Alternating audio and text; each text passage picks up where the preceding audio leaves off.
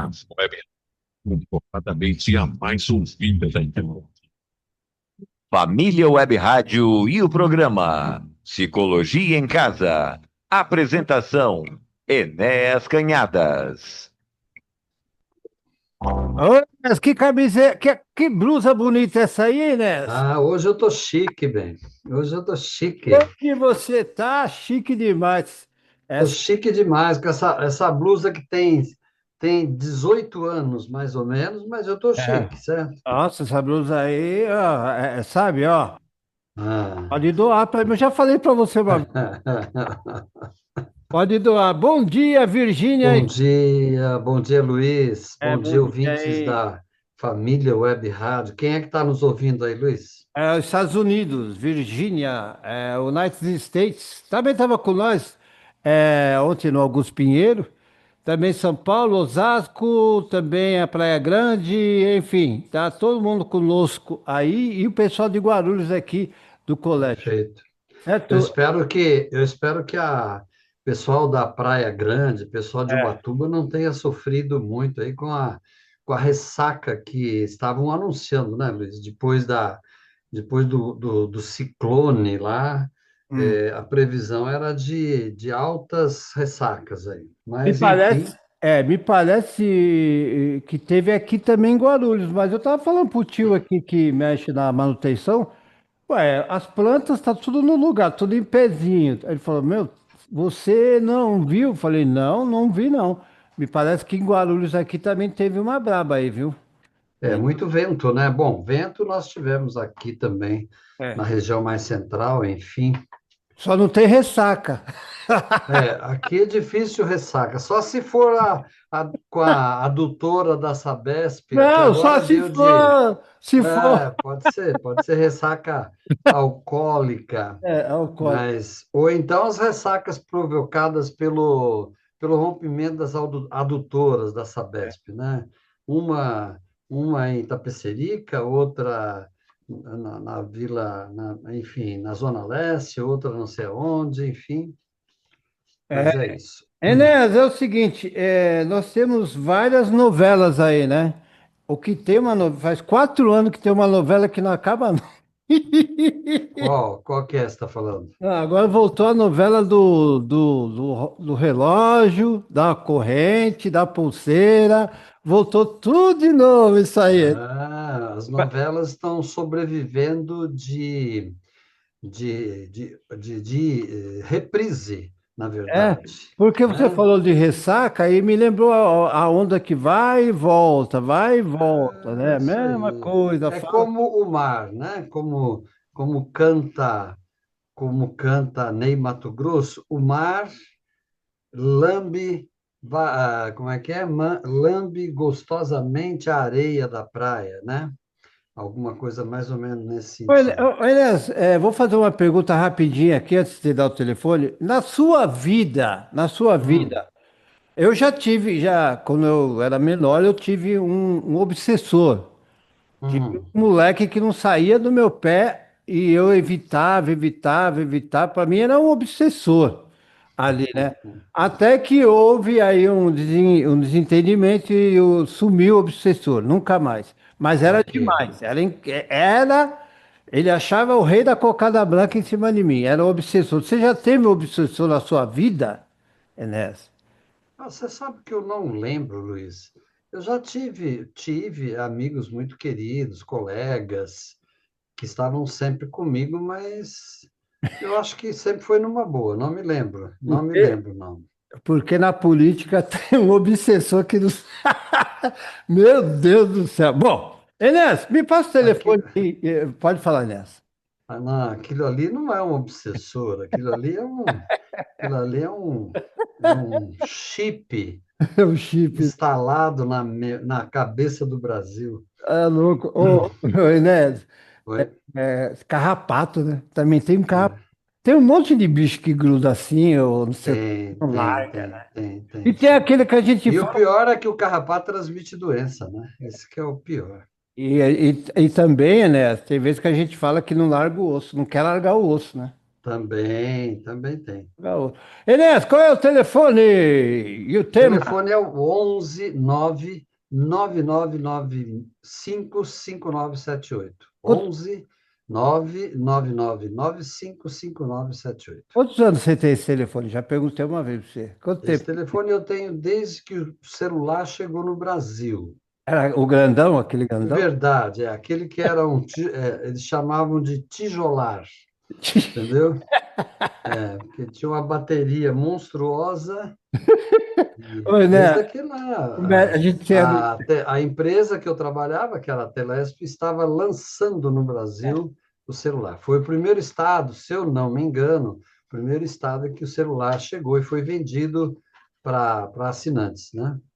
A toalhinha é antiga mesmo. E sempre foi o mesmo número, sempre foi o Eu mesmo ia no número. médico na época, o médico falou: você está usando o celular? Porque você ia torto assim, ó. Ah, tá. Pode ser o celular, ou pode ser a dor de ouvido também, né, Luiz?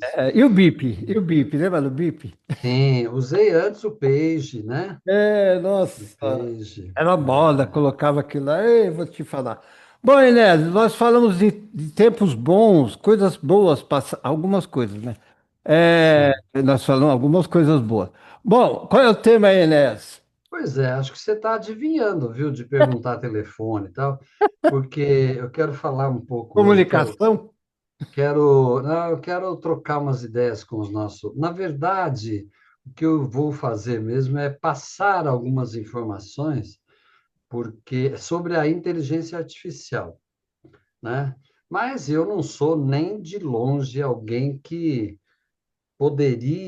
teria conhecimento para falar de inteligência artificial. Mas eu assisti ontem uma entrevista no Roda Viva da TV Cultura, que foi entrevistou um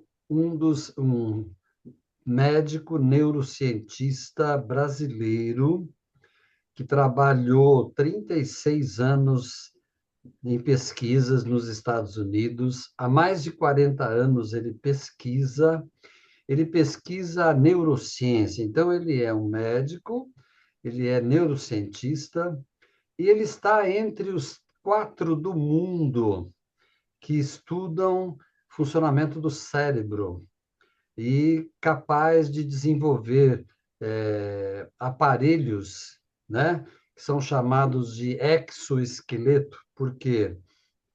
Porque são aparelhos que uma pessoa usando esse aparelho, é, especialmente paraplégicos ou pessoas com doenças imobilizantes, até mais do que os paraplégicos, né? Pessoas cadeira de roda, pessoas com muita dificuldade de movimentação, de mobilidade, e ele trabalha nas pesquisas, né? Para fazer com que essas pessoas consigam mover esses aparelhos. Então, por que a expressão exoesqueleto? Porque são aparelhos que são usados ou nos braços, ou na cabeça, ou nas pernas, que através de instrumentos que captam as ondas cerebrais, você pode você pode manusear, você pode fazer funcionar. Então, ele estava explicando que você pode fazer você andar, né? Somente com os estímulos, somente com as ordens. Olha só que interessante. Somente dando ordens através do movimento dos olhos.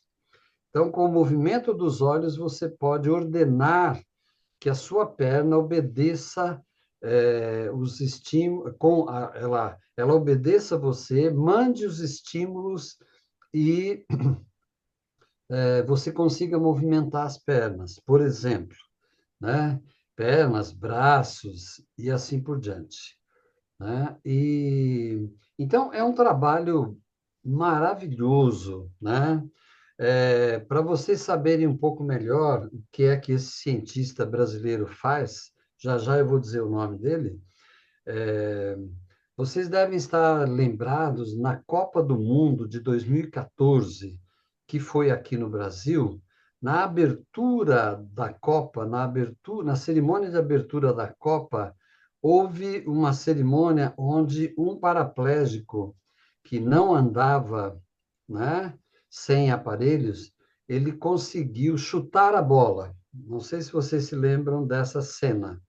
Ele chutou a bola apenas com o estímulo do cérebro dele. Isto é, o cérebro manda o estímulo para o aparelho obedece à sua intencionalidade.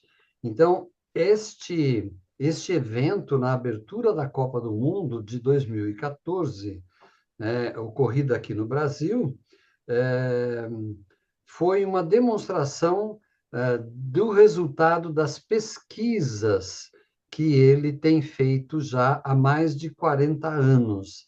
O nome dele é Miguel Nicoleles. Miguel Nicoleles.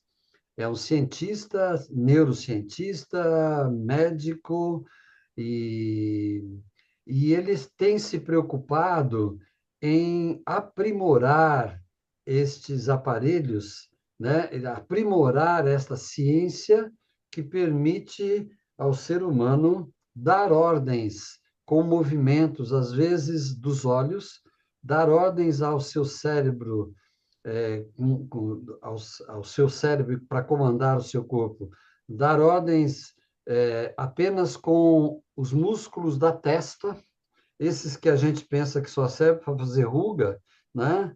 Você consegue movimentar, né, de modo a dar ordens, ou então com as bochechas também, você ser capaz de comandar determinados movimentos e assim por diante. E com isto, ele tem conseguido ajudar muita gente, e o sonho dele é ajudar milhões, milhões, né?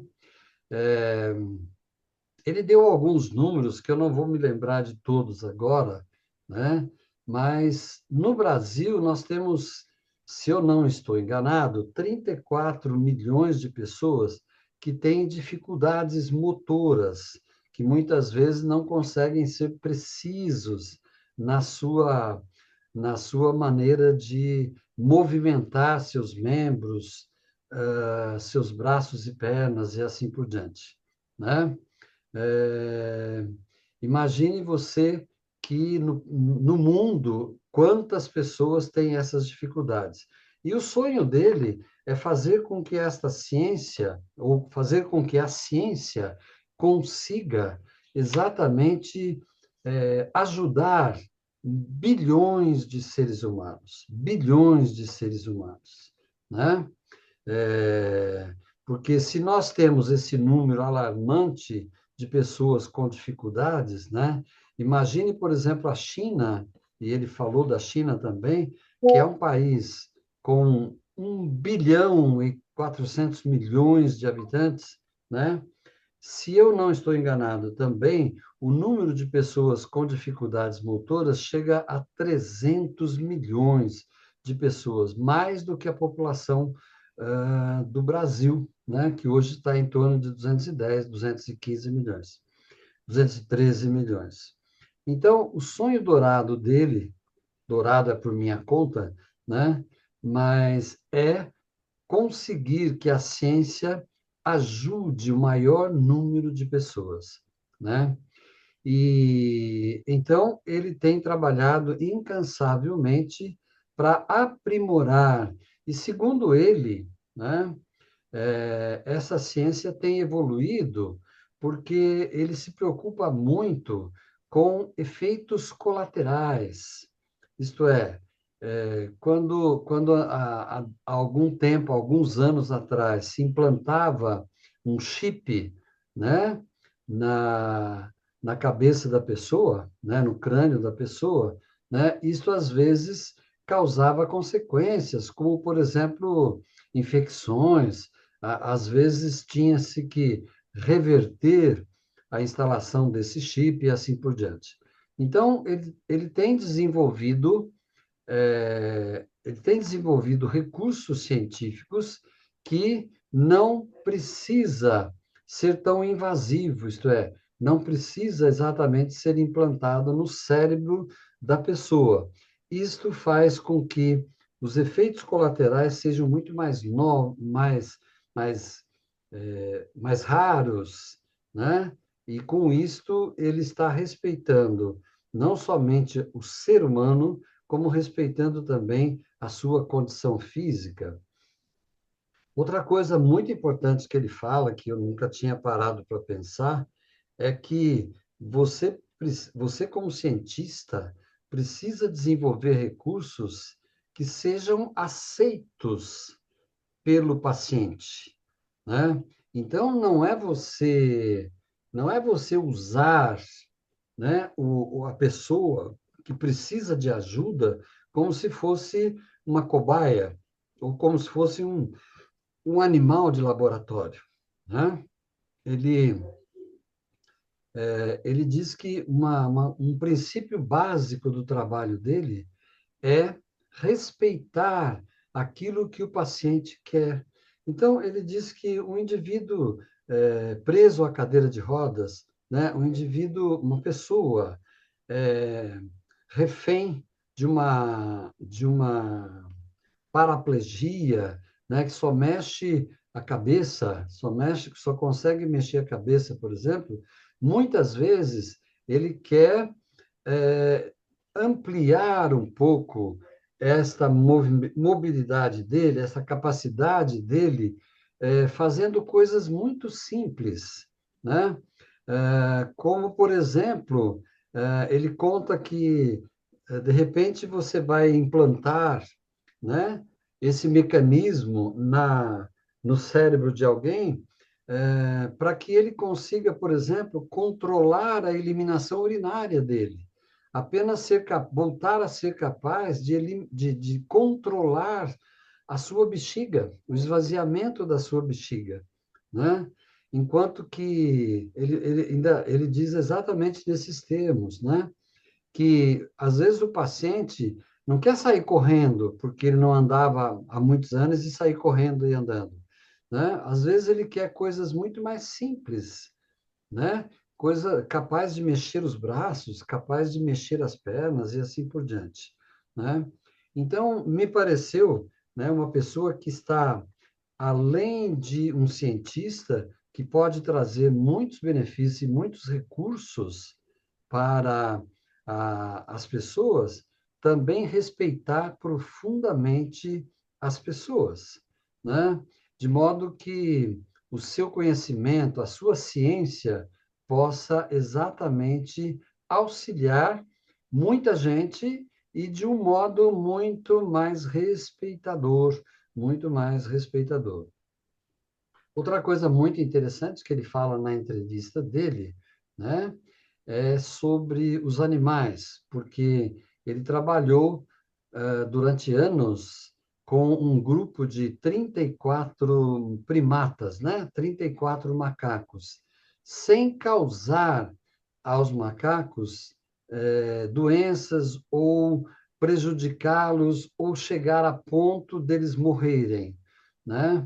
Por causa dos experimentos. Então, ele começa, com os experimentos dele, ele começa por respeitar os próprios animais que servem de laboratório, servem de campo para experimentos, para verificação do bom funcionamento dos recursos científicos ou não, né?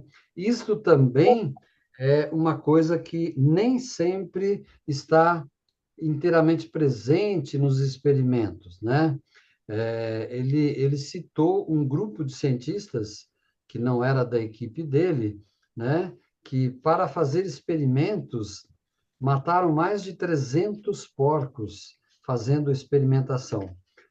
E nós sabemos que, especialmente as indústrias de cosméticos, as indústrias de comida, de ração, etc., por exemplo, de alimentos para cães, muitas vezes fazem um uso descuidado e desrespeitador dos animais que acabam servindo como campo de experimentação, né?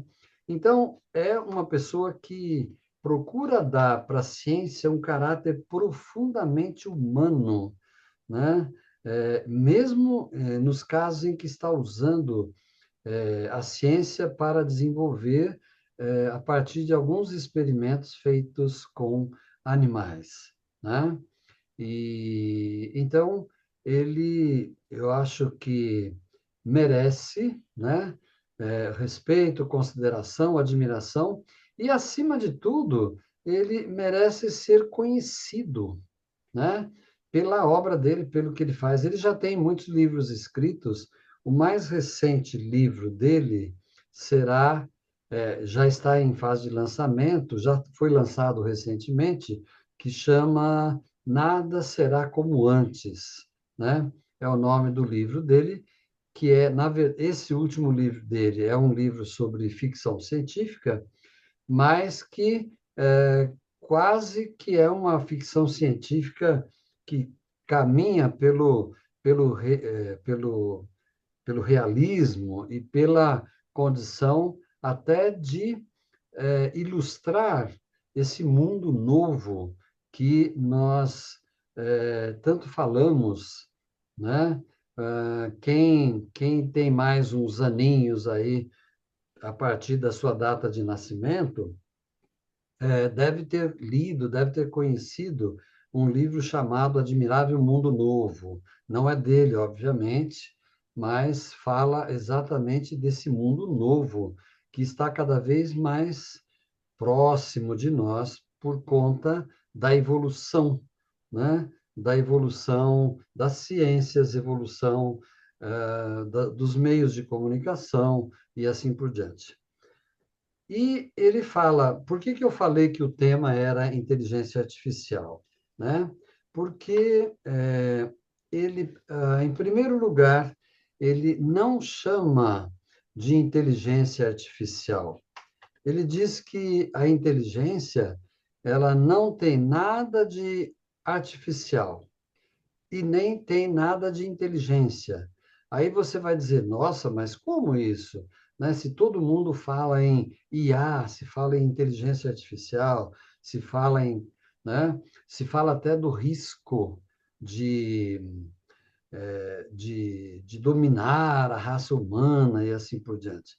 Então, ele explica o seguinte, que essa chamada inteligência artificial, na verdade, na verdade, é uma série de arquivos de acontecimentos já ocorridos, de experiências já feitas, de informações já colecionadas. Então, quando você entra, agora está ao nosso alcance, né? Os chats de inteligência artificial, você pode baixar no, no seu celular mesmo, no seu smartphone, você pode baixar o site do Chat GPT, você pode baixar o site Gemini, né? Gemini, você pode baixar o chat, outros chats que são de inteligência artificial, onde você pode consultar, onde você pode se informar, mas ele alerta para o fato de que na verdade, você está obtendo informações que estão colecionadas, estão arquivadas num trabalho, é, claro, muito valioso de registro de todo o conhecimento que o ser humano já conseguiu obter. Mas uma coisa que me chamou muito a atenção foi ele explicar o seguinte, que quando você consulta um chat de inteligência artificial, na verdade, você está consultando informações do passado. O chat de inteligência artificial, ele não te informa sobre o que vai acontecer, né?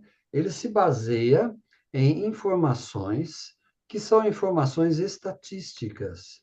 Então, se você pede para o chat, me planeje uma aula sobre sobre biologia da araucária, por exemplo, né?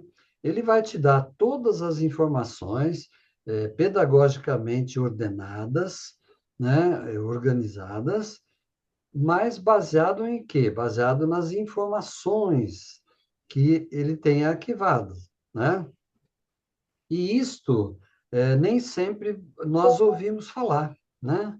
Porque, ainda mais que nós ouvimos muito mais os futurólogos, os catastrofistas, aquelas pessoas que gostam de fazer sensacionalismo, né? Chegando a falar que o ser humano vai ser dominado pelas máquinas e um dia nós vamos obedecer às máquinas e não teremos mais o domínio das coisas, da realidade. Ele diz que isso jamais vai acontecer por causa de uma coisa, né? Em especial, porque ele diz assim, o cérebro, né? O cérebro humano, esse cérebro, né? Ele fala uma coisa interessante, para quem tem alguma informação a mais, talvez seja interessante esse dado. Ele diz que, ele diz que o cérebro nosso não tem uma sabedoria digital. Nosso cérebro não é digital. O nosso cérebro é analógico. O que que é analógico, né? Analógico é a capacidade de raciocinar em cima de, de alguns parâmetros. Por exemplo, você sabe que o computador trabalha com, eles chamam o computador de binário, né? O computador trabalha com 0 e 1, 0 e 1, 0 e 1, 0 e 1, né? O que que faz a diferença? É a velocidade, né? Então, o sistema analógico é como se fosse, perante o digital, uma espécie de saber atrasado. Mas, e nós sabemos que sempre depois do mas vem uma vírgula, né? Acontece que é o mas que nos permite pensar. Então, a inteligência artificial não faz análise. Ele diz que hoje muitos dos trabalhos feitos nas faculdades, muitas vezes são trabalhos feitos pela inteligência artificial.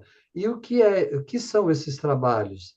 São textos, né, colhidos, obtidos a partir de um pedido que você faz para o chat, né? Só que esses pedidos são uma coleção de informações, é um pacote de conteúdos. Não sei se vocês me entendem nesse sentido. Esse pacote de conteúdos não significa que a máquina, que o chat pensou para te dar uma informação. Ele apresentou uma informação. Então, vamos imaginar uma cena assim. Você conhece uma pessoa que tem,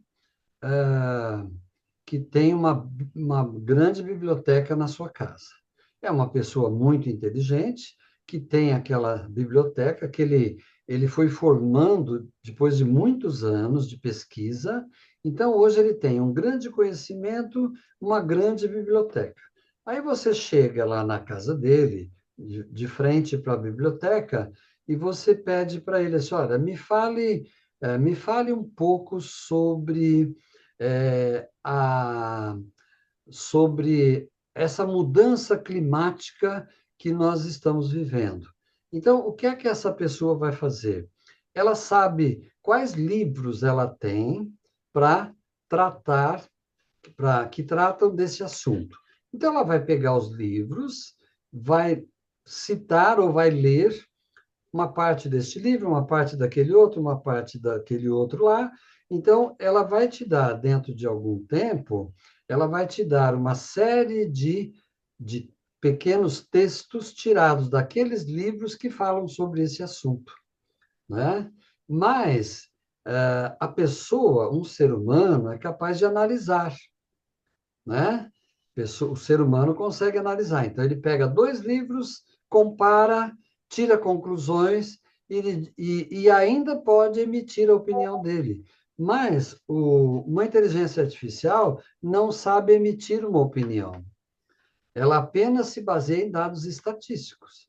Então, quando você faz uma consulta à inteligência artificial, ele diz assim: se você quer fazer tal coisa, então, se você adotar este método, os passos são esses. Se você adotar o outro método, os passos são esses. E ela vai te dar uma série de informações para você analisar, para você ver o mais conveniente e para você fazer uso desses conteúdos. Não sei se vocês conseguiram pegar aí o exemplo dessa ilustração que eu consegui fazer para vocês.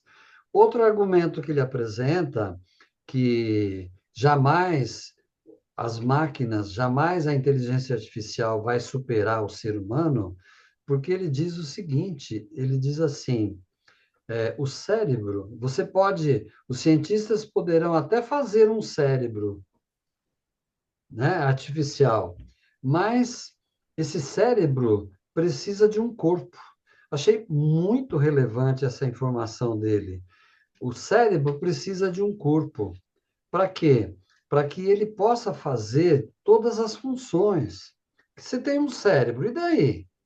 O cérebro vai andar? Não vai, porque não tem perna. O cérebro vai mexer os braços? Não vai, porque não tem braço. O cérebro vai piscar o olho? Não vai, porque não tem olho, né? Então, olha que interessante. Ele diz: o cérebro humano precisa de um corpo.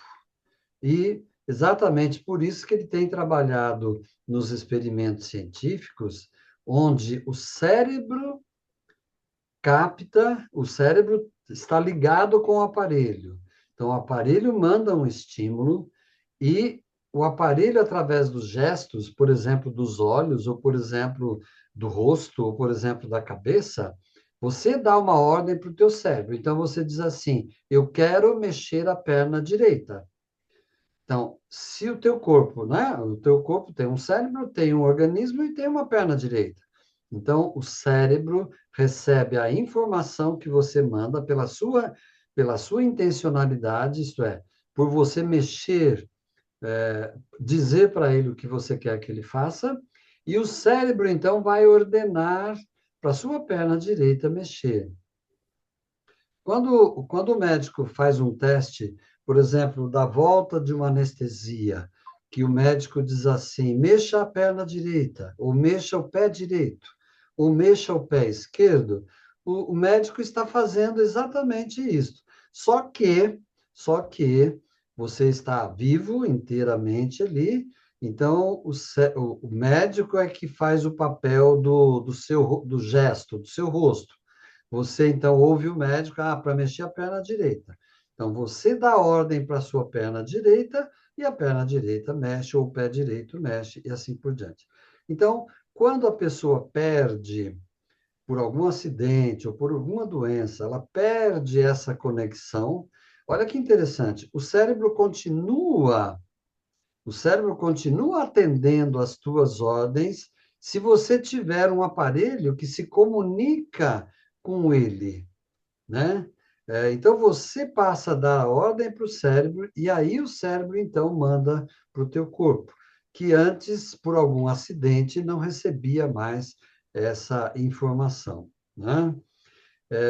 Bom, eu não sou cientista, muito menos médico, então eu estou dando uma explicação que eu ouvi dele e que é totalmente leiga e totalmente falha, provavelmente.